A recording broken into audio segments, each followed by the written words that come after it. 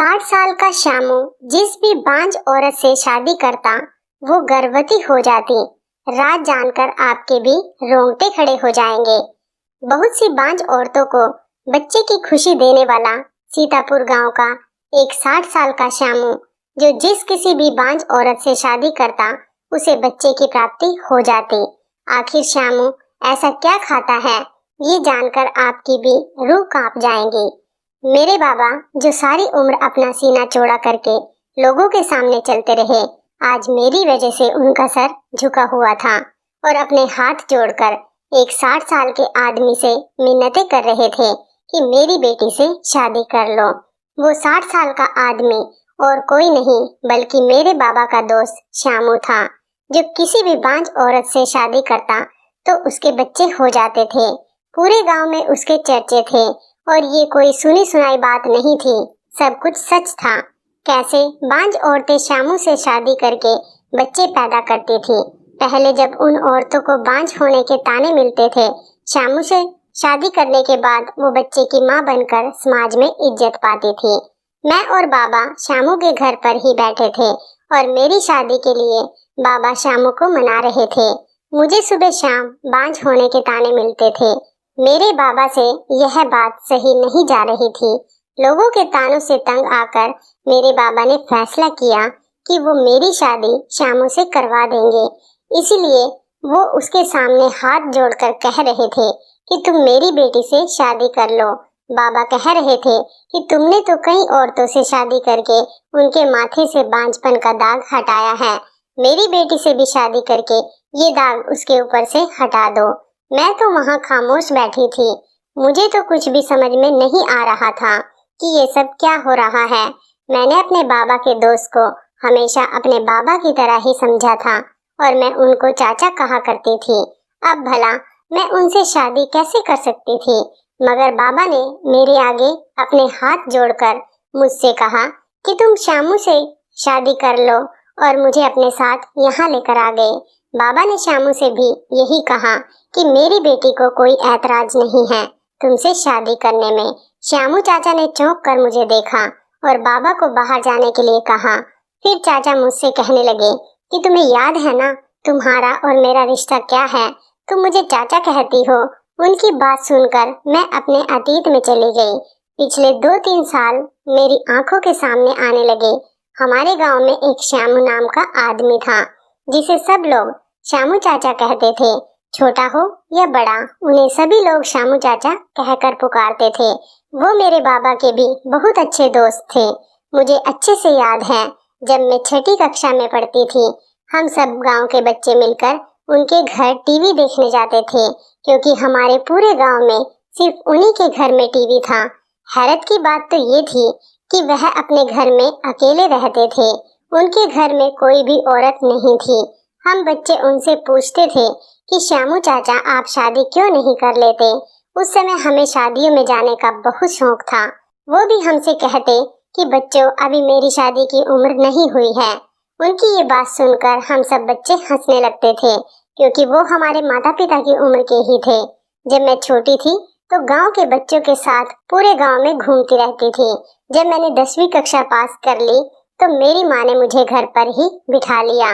पूरे गांव में सिर्फ श्यामू चाचा ही सबसे अमीर थे।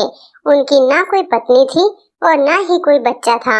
वो शहर में कुछ काम करते थे और वहां से अच्छे खासे पैसे कमा कर लाते थे। उनके पास बहुत सारा रुपया पैसा था। गांव के सभी लोग पैसों की वजह से उनकी बहुत इज्जत करते थे और उन्हें शादी का मशवरा भी देते रहते थे। मेरे बाबा की भी श्यामू चाचा से अच्छी खासी दोस्ती थी। मेरे बाबा जब भी श्यामू चाचा से मिलने जाते तो उनसे कहते कि श्यामू तू शादी क्यों नहीं कर लेता, तेरे पास इतना रुपया पैसा है तो किसके लिए छोड़ कर जाएगा। तेरे जाने के बाद इस दौलत का कोई वारिस तो होना चाहिए ना। श्यामू चाचा के भी दिमाग में बाबा की बात आ गई। उन्होंने कहा ठीक है, मैं शादी के लिए तैयार हूँ। यह बात सुनकर सब लोगों को बहुत खुशी हुई। सबने उनके लिए रिश्ते तलाश करने शुरू कर दिए। लेकिन जब श्यामू चाचा ने अपनी पसंद बताई तो सब लोग हैरान रह गए। चाचा ने कहा कि वो बीना मौसी से शादी करना चाहते हैं। चाचा की इस बात से तो सबको झटका लगा था। जो भी ये बात सुनता उसे यकीन नहीं आता था।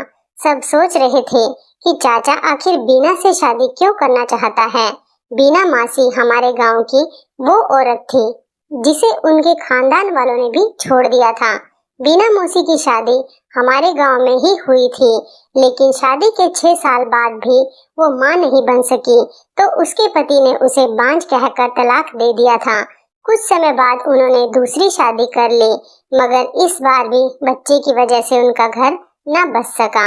अब तो पूरे परिवार को पता चल गया था कि बीना मौसी एक बांझ औरत है और उसके बच्चे नहीं हो सकते।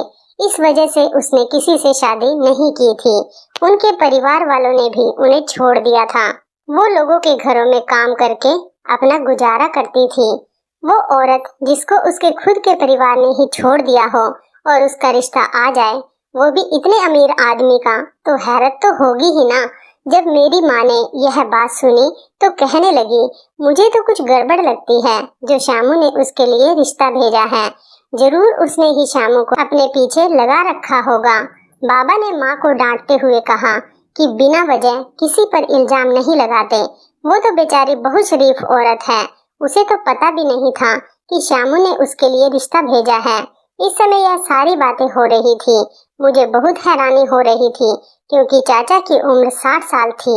अगर वो अपने वारिस के लिए शादी कर रहे थे तो वो किसी ऐसी औरत से शादी करते जो उन्हें बच्चे देती, ना कि एक बांझ औरत से जो उनको वारिस भी नहीं दे सकती। सब गांव वालों ने चाचा को बहुत समझाने की कोशिश की, लेकिन उन पर तो किसी भी बात का कोई असर नहीं हुआ। वो कहने लगे कि अगर बीना की शादी मुझसे हो जाएगी तो वो बांझ नहीं रहेगी। अब सबको चाचा की बात माननी पड़ी। मैंने अभी 10वीं के एग्जाम दिए थे और मैं अपने घर में फ्री थी। बाबा ने कहा कि अपनी माँ के साथ मिलकर चाचा की शादी के इंतजाम देख लो। एक दिन मैं और माँ चाचा के घर उनकी शादी की तैयारियों के लिए चले गए। मेरी माँ मुझे चाचा के घर काम पर लगाकर खुद गांव की औरतों से बातें करने में मग्न हो गई। मैं चाचा के कमरे की सफाई कर रही थी कि मैंने उनके कमरे में एक शीशी रखी हुई देखी। मैंने वो शीशी उठाई और उस पर लगे लेबल के नाम पढ़ने लगी, लेकिन मेरी समझ में कुछ भी नहीं आया। मैं उस शीशी को उल्ट पलट कर देख रही थी कि इतने में चाचा कमरे में आ गए। मेरे हाथ में वो शीशी देखकर घबरा गए। मैंने चाचा से पूछा कि ये कैसी दवाई है, ये दवाई किसकी है।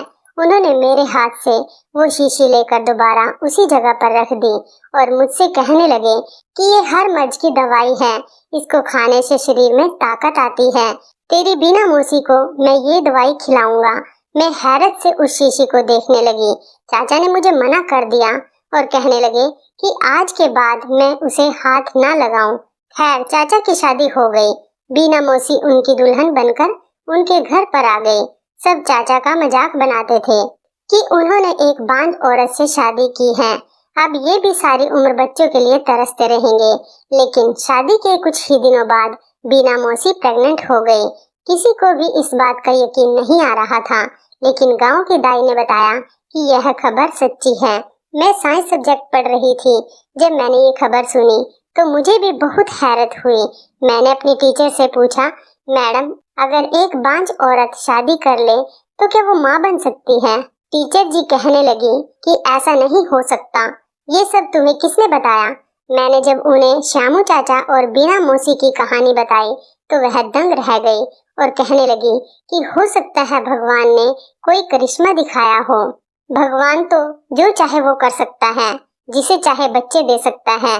टीचर जी ये बात सुनकर बहुत उदास हो गई क्योंकि उनके भी कोई बच्चे नहीं थे। उनके पति ने भी उन्हें बांझ कहकर छोड़ दिया था। अगर मुझे पहले से पता होता कि श्यामू चाचा एक बांझ औरत से शादी करेंगे तो मैं उनकी शादी अपनी टीचर से ही करवा देती। एक दिन मैं चाचा के घर गई तो वो घर पर नहीं थे, सिर्फ उनकी पत्नी ही घर पर थी। जब मैं किसी काम से चाचा के कमरे में गई तो मैंने देखा उस दिन जो शीशी मेरे हाथ में आई थी आज वो यहाँ नहीं थी। मैंने मौसी से कहा, तुमने सारी गोलियां खा ली? वो हैरानी से कहने लगी, तुम क्या कह रही हो? मैं समझी नहीं। मैंने उनसे पूछा कि यहाँ गोलियों वाली शीशी थी। मौसी कुछ देर सोचने के बाद बोली, वो दवाई वाली शीशी वो तो यहाँ नहीं है, लेकिन वह श्यामू की जेब में होती है। वो रोज उसमें से एक गोली खाते हैं। मौसी की बात सुनकर मुझे बहुत हैरानी हुई, क्योंकि मैं सोच रही थी कि मौसी वो गोलियां खाकर ही प्रेग्नेंट हुई है। बिना कुछ खाए मौसी कैसे प्रेग्नेंट हो सकती थी? ये तो सच में भगवान का करिश्मा था। मैं जितना हैरान होती उतना ही कम था। चाचा अपनी पत्नी का बहुत ख्याल रखते थे। हर महीने उन्हें चेकअप के लिए शहर ले जाते थे। चाचा अपनी पत्नी को डिलीवरी के लिए भी शहर के एक बड़े हॉस्पिटल में लेकर गए थे। चाचा के पास पैसों की कोई कमी नहीं थी। अगले दिन खबर आई कि उनकी पत्नी ने एक बेटे को जन्म दिया है।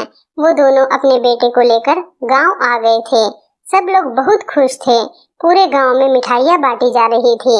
लेकिन 2 महीने बाद ही बीना मौसी की बहुत ज्यादा हालत खराब हो गई और अचानक ही उनका देहांत हो गया। यह खबर सुनकर तो सबके सर पर आसमान टूट पड़ा था। बीना मौसी की मौत को कुछ दिन ही गुजरे थे कि गांव वाले चाचा से दूसरी शादी के लिए कहने लगे। सब लोग चाचा से कहने लगे कि पहले तो तुम अकेले थे, लेकिन अब तुम्हारे ऊपर एक बच्चे की जिम्मेदारी है। इसकी परवरिश के लिए तुम्हें माँ की जरूरत है। तुम दूसरी शादी कर लो।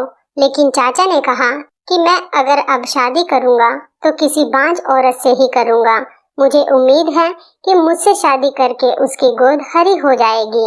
जब मैंने चाचा की ये बात सुनी तो मेरे दिमाग में अपनी टीचर का ख्याल आया। चाचा मेरे टीचर से उम्र में बहुत ज्यादा बड़े थे, इसलिए मैं सोच रही थी पता नहीं टीचर के घर वाले शादी के लिए मानेंगे या नहीं। लेकिन जब मेरी माँ ने उनके घर वालों से बात की तो वह फौरन इस शादी के लिए मान गए। कुछ दिनों में ही मेरी टीचर की और चाचा की शादी हो गई। सब लोग बहुत खुश थे कि दोबारा से चाचा को पत्नी मिल गई और उनके बच्चे को माँ मिल गई। किसी को भी उम्मीद नहीं थी कि फिर से चाचा से शादी करने के बाद एक बांझ औरत बच्चा पैदा कर लेगी, लेकिन फिर से ऐसा ही हुआ। मेरी टीचर ने एक बहुत ही सुंदर लड़के को जन्म दिया, लेकिन वो बच्चा ना चाचा पर गया था और ना ही मेरी टीचर पर। अब तो सारे गांव में इसी बात का चर्चा होने लगा था। लोग कहते थे ये जरूर चाचा के पास कोई राज है, या वो कुछ ऐसी चीज खाते हैं जिससे बांझ औरतें भी प्रेग्नेंट हो जाती हैं। गांव वालों ने चाचा से यह राज जानने की बहुत कोशिश की, लेकिन वो किसी को भी कुछ नहीं बताते थे। मेरे बाबा तो उनके बहुत अच्छे दोस्त थे, लेकिन उन्होंने बाबा को भी कुछ नहीं बताया था। मैं खुद यह सब देखकर बहुत ज्यादा हैरान होती थी। मैंने अपनी टीचर से भी बहुत बार इस बारे में पूछा था, लेकिन वो कहती थी कि भगवान की कृपा है जो उसने मुझे औलाद दी। कुछ दिनों बाद मेरी टीचर ने शामू चाचा से तलाक ले लिया और उन्होंने एक दूसरी बांझ औरत से उनकी शादी करवा दी। उसके बाद वो अपने बेटे को लेकर गांव से चली गई। ये सब देखकर गांव वालों को बहुत हैरानी हो रही थी। पहले तो बांझ औरतों को बच्चा पैदा करना और फिर मेरी टीचर जी का उनको तलाक देकर चले जाना, और चाचा ने भी उनको तलाक दे दिया था। उनसे इस बारे में कोई सवाल नहीं किया। आखिर माजरा क्या था, किसी को भी कुछ समझ नहीं आ रहा था। तीसरी बीवी से भी चाचा को एक ही साल के अंदर अंदर बच्चा हो गया। फिर कुछ समय बाद चाचा के यहाँ एक और औलाद हुई। 65 साल की उम्र तक चाचा की 5 औलादें हो चुकी थी। अब तो आसपास के गांव में भी ये बात उड़ चुकी थी कि जो भी बांझ औरत हो वो चाचा से अगर शादी कर ले तो उसको औलाद पैदा हो जाएगी। अब तो चाचा की दौलत भी कम होने के बजाय बढ़ती ही जा रही थी। चाचा ने काम करना भी छोड़ दिया था, फिर भी पता नहीं कैसे उनकी दौलत में कमी होने के बजाय वो तो उल्टा बढ़ती ही जा रही थी। शायद भगवान की उन पर कुछ ज्यादा ही कृपा बनी हुई थी। अब मेरी भी शादी की उम्र हो गई थी, मेरी भी पढ़ाई पूरी हो चुकी थी। हमारे खानदान में लड़कियों को सिर्फ इतना ही पढ़ने की इजाजत थी, उसके बाद उनकी शादी कर दी जाती थी। लेकिन मैं आगे पढ़ना चाहती थी। मैंने बाबा से इस बारे में बात की, लेकिन उन्होंने मेरी कोई बात नहीं सुनी और मेरे लिए रिश्ता देखना शुरू कर दिया। लेकिन मैंने बाबा से कहा कि मैं शहर में शादी करना चाहती हूँ, मुझे इस छोटे से गांव में शादी नहीं करनी।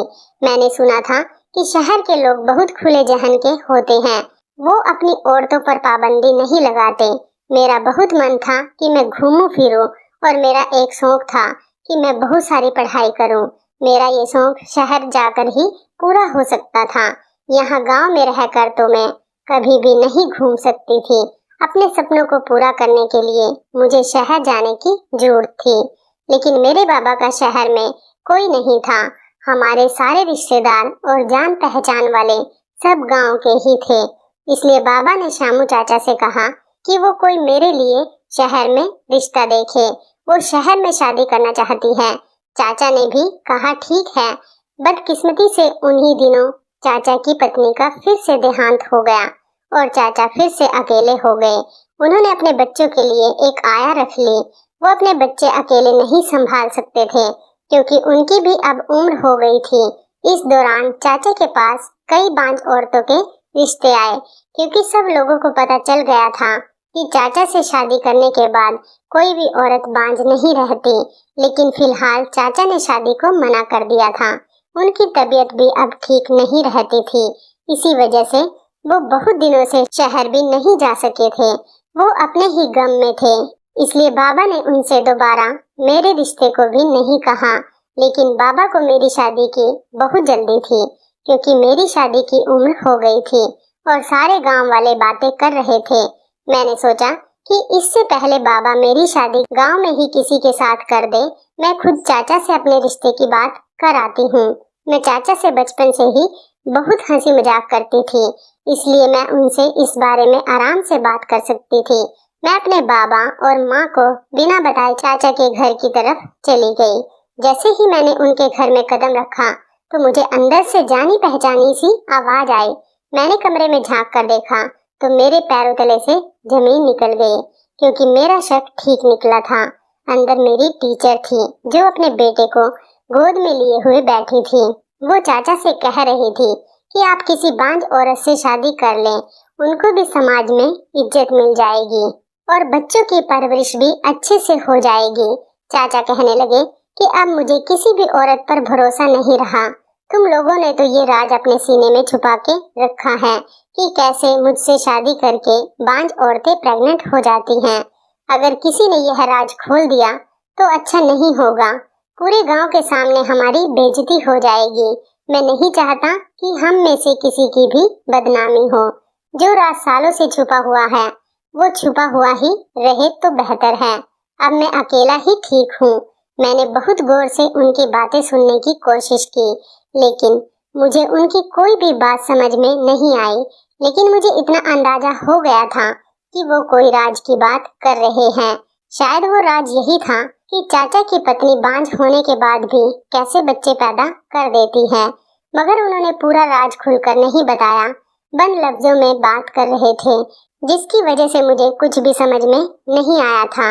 मैं वहीं खड़ी थी कि टीचर जी बाहर आ गई और मुझे देखकर उनके चेहरे का रंग उड़ गया। मैंने टीचर जी से उनके बेटे को अपनी गोद में ले लिया और उसे प्यार करने लगी। मैंने उनसे कहा कि मुझे समझ नहीं आया था कि आप चाचू को छोड़कर क्यों गई थी, और अगर छोड़कर चली गई थी तो अब आप उनसे छुपकर मिलने क्यों आती हैं। मेरी बात सुनकर उन्हें थोड़ा गुस्सा आया और कहने लगी कि मैं कोई छुपकर मिलने नहीं आती हूँ, सिर्फ आज ही आई हूँ।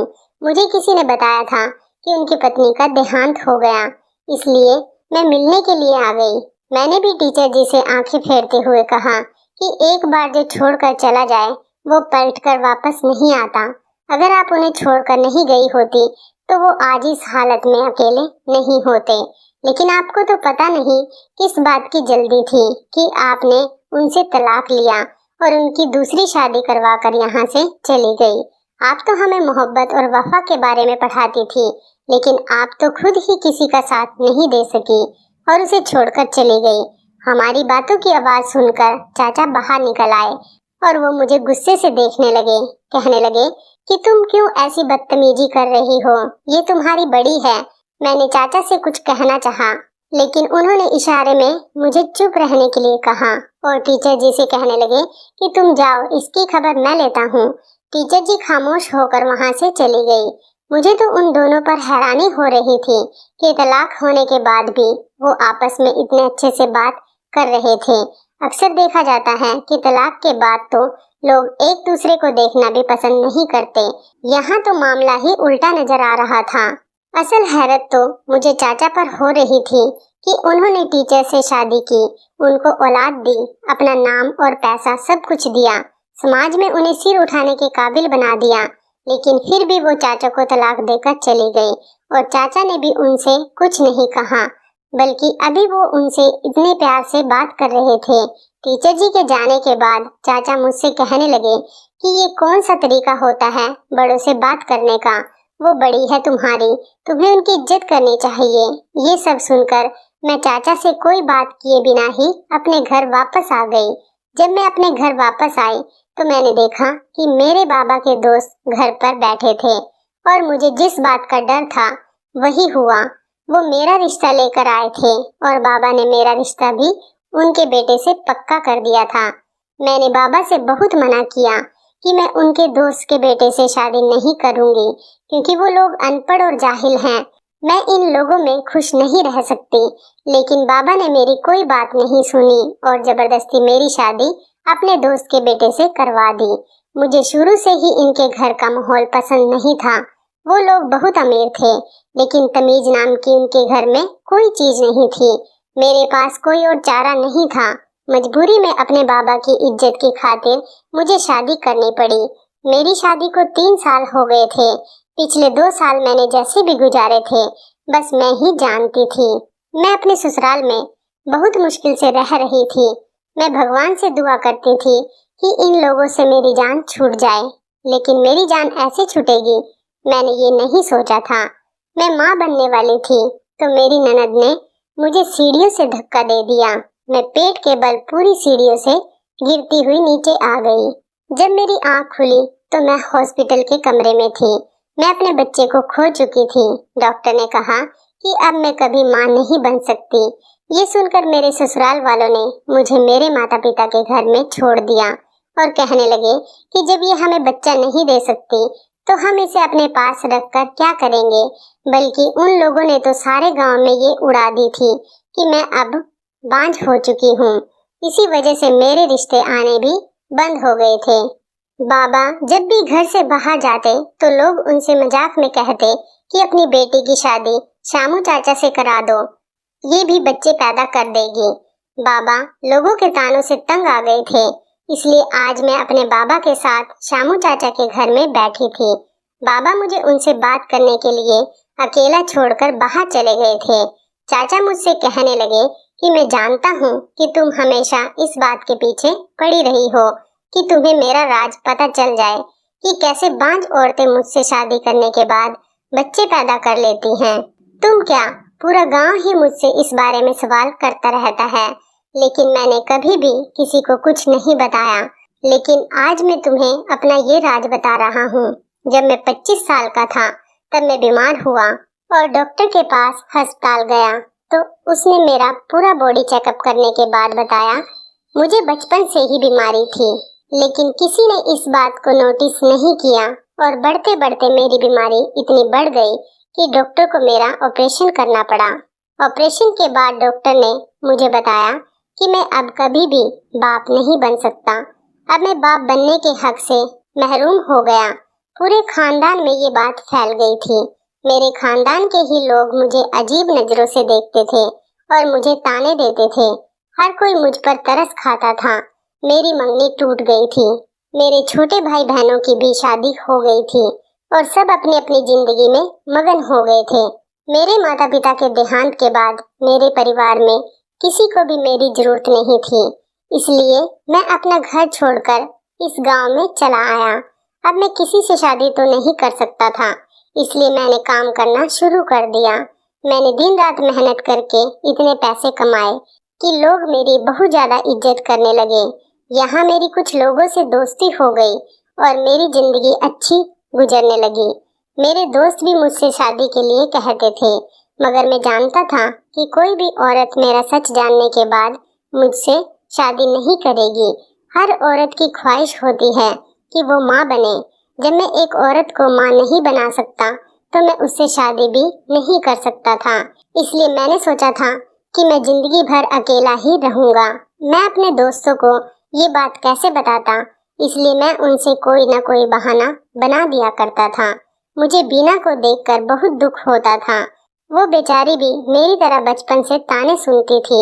मुझे उसका दुख बिल्कुल अपने जैसा लगता था।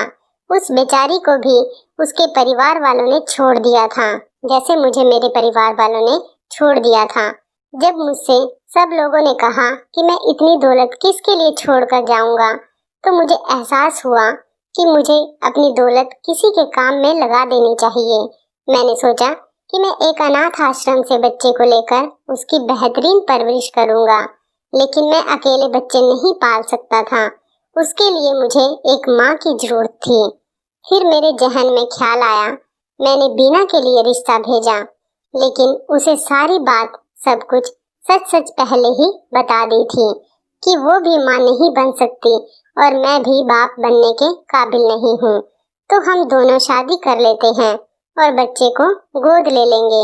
बीना ने भी इस काम के लिए हाँ कर दी और हम दोनों ने शादी कर ली। शादी के बाद मैंने सोचा कि अब अगर हम बच्चा गोद लेते हैं तो लोग तो हमें फिर भी ताना देंगे कि बांझ थी और बच्चे को गोद लेना पड़ा। गांव वाले और ये समाज हमें वो इज्जत नहीं देगा और ना ही वो इस बच्चे को हमारा सगा बच्चा मानकर इज्जत देंगे। इसलिए मैंने गांव की दाई को उसके मुंह मांगे पैसे दिए और उससे कहा कि पूरे गांव में ऐलान कर दे कि बीना माँ बनने वाली है। उसने ऐसा ही किया। 9 महीने बाद हम डिलीवरी के बहाने से शहर चले गए और वहाँ अनाथ आश्रम से एक बच्चे को गोद लेकर आ गए। बीना को भी बांझपन के तानों से छुटकारा मिल गया था। वो मेरी बहुत ज्यादा एहसानमंद थी, लेकिन उस बेचारी के जीवन के दिन कम ही बचे थे। उसे कैंसर हो गया और वो इस दुनिया से चली गई। फिर तुम्हारी टीचर जी से मुझे शादी करनी पड़ी। वो भी बहुत अच्छी औरत थी। उसको भी समाज में इज्जत दिलाने के लिए हमने यही वाला ड्रामा करना पड़ा। इस बार भी हमने एक बच्चा गोद लिया था।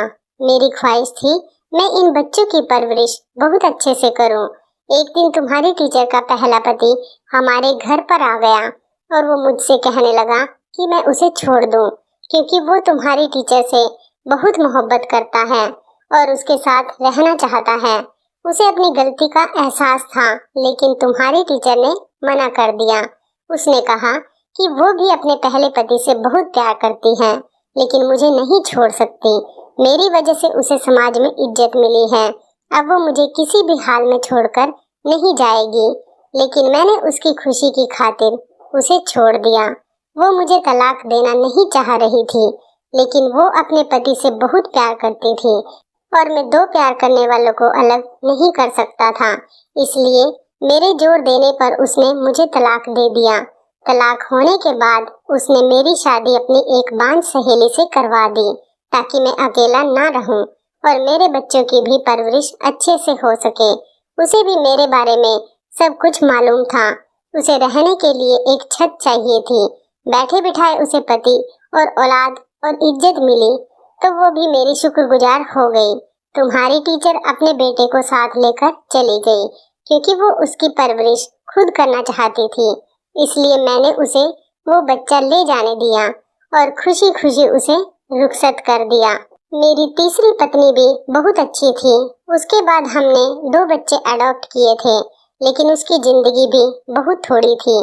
कुछ दिनों में उसका भी देहांत हो गया। ये है मेरा सारा राज, जिसको कोई नहीं जानता था और मेरे बारे में लोग अजीब अजीब बातें करते थे। मैं सिर्फ उन बांझ औरतों को समाज में इज्जत और उन अनाथ बच्चों की परवरिश अच्छे से करना चाहता था। उनको छत देना चाहता था, माँ बाप का प्यार देना चाहता था। इसलिए मैंने ये सब कुछ किया। लेकिन तुम्हारे पिता को ये सब कुछ नहीं कहना चाहिए था। तुम तो जानती हो, मैंने हमेशा तुम्हें अपनी बेटी समझा है। मैं तुमसे शादी करने का सोच भी नहीं सकता। चाचा ने बताया कि उनको भी कैंसर हो चुका है और उनके पास भी बहुत कम दिन बचे हैं। अब उन्हें इन बच्चों की फिक्र लगी रहती है कि उनके जाने के बाद इनका कौन ख्याल रखेगा। मैंने चाचा से कहा कि आप फिक्र ना करें, आज से इन बच्चों की सारी जिम्मेदारी मेरी है।